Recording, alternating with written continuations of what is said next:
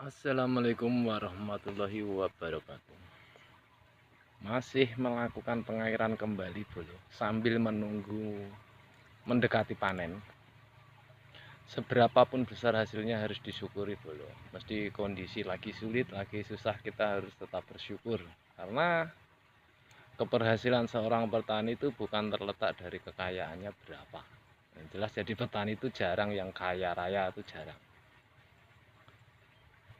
Keberhasilan petani itu terletak pada tanamannya yang subur, yang bisa menghibur, yang bisa memuaskan hati para petaninya. Itulah bentuk suatu kesuksesan seorang petani. Jadi kalau petani itu ngelihat tandurannya atau tanamannya itu subur, itu dia punya rasa yang nikmat luar biasa. Tidak bisa dimiliki oleh pejabat manapun yang nggak pernah bertani. Itu hanya bisa dirasakan oleh petani. Bagaimana nikmat itu disajikan oleh Yang Maha Kuasa untuk seorang petani yang berjuang menyuburkan tanamannya. Itu terdapat nikmat yang luar biasa.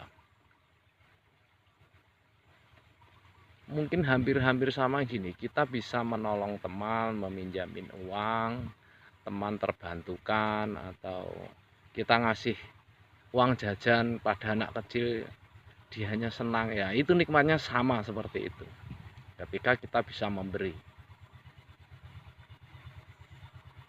Jadi keberhasilan petani, saya tegaskan lagi, itu terletak pada tanamannya, kesuburan tanamannya. Semakin tanamannya subur, semakin tanamannya bagus, ada kepuasan tersendiri. Walaupun di saat panen-panen raya gitu nanti harganya turun, dia ada kenikmatan yang diberikan langsung dari Yang Maha Kuasa.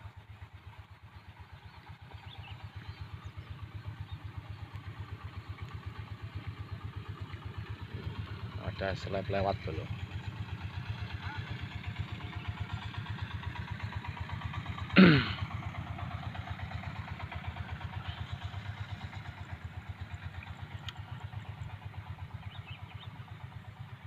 Kalau untuk musim tanam kedua ini, mungkin juga hasil dari lahan tuh nggak melimpah, cenderung tonasenya itu menyusut. Nggak tahu apa penyebabnya, nggak tahu apa sebabnya. Kalau dilihat hasil padinya itu ya hijau bagus gitu, tapi nggak bobot lah.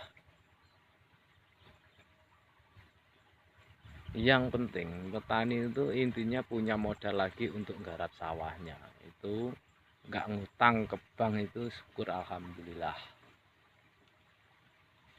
Hidupnya tenang, damai, bebas hutang.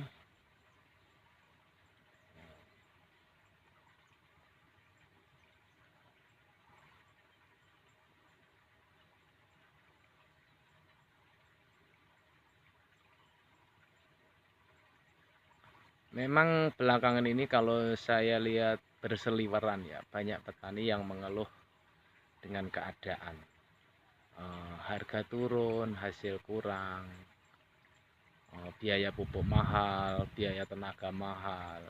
Memang itu ya, itu permasalahannya seorang petani yang harus diatasi. Harus mencari bagaimana solusinya, bagaimana tipsnya supaya tetap bisa bertahan bertani terus. Karena kalau untuk generasi-generasi milenial sekarang itu udah susah dia untuk bertani. Dia milih bekerja menjadi buruh tani. Hasilnya jelas, sehari kerja kalau sekarang itu rata-rata 100.000 sampai 150. Ya itu langsung dia mending seperti itu daripada dia merawat tanaman. Karena merawat tanaman itu lebih beresiko. Gagal panen, banyak hama, kurang air, kurang pupuk, kurang obat-obatan, atau harus mempelajari obat-obatan yang pas untuk mengatasi hama-hama di sawah. untuk musim tahun ini itu banyak yang gagal panen karena kurang air. Sudah tidak ada turun hujan lagi untuk mengairi sawah yang notabene tak ada hujan. Seperti yang di tengah-tengah hutan itu ada sawahnya belum. Itu sudah dipastikan gagal panen. Karena biaya untuk pengairan, untuk nyedot air itu mahal. Dia harus beli selang panjang, kadang airnya sebentar juga habis. Jadi modalnya lebih besar. Makanya habis tanam kemarin itu banyak sekali saya lihat tuh yang mati-mati. Yang memang udah nggak dirawat lagi karena nggak ada air. Kalau sawah-sawah pemajak begini rata-rata udah bikin sumur sendiri, udah ada sumurnya. Ya walaupun ada satu dua yang belum ada sumurnya, walaupun kecil-kecil masih bisa panen, masih alhamdulillah. Yang lain nggak bisa panen dulu.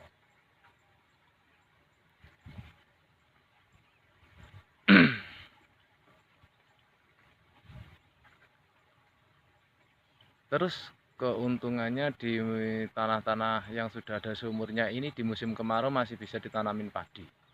Dan hasilnya biasanya tuh meningkat jauh lebih baik, harganya juga jauh lebih baik.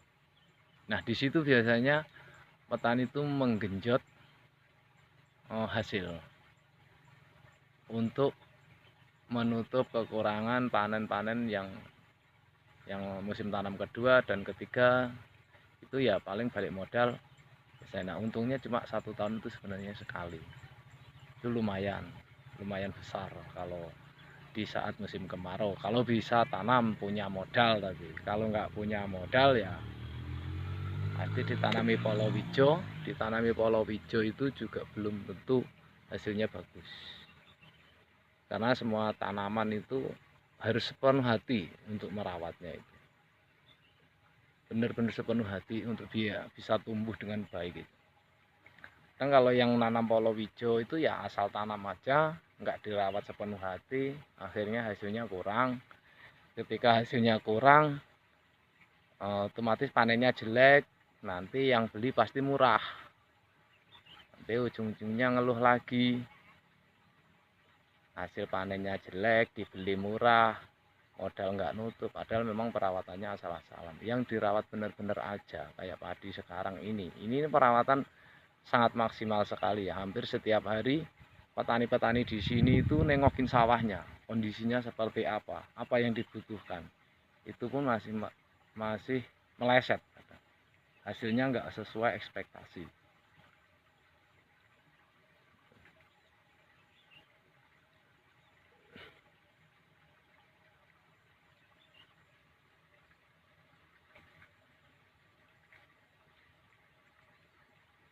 Oke, bolo-bolo tani yang semangat bertaninya, mendekati panen, mudah-mudahan nanti harganya bagus,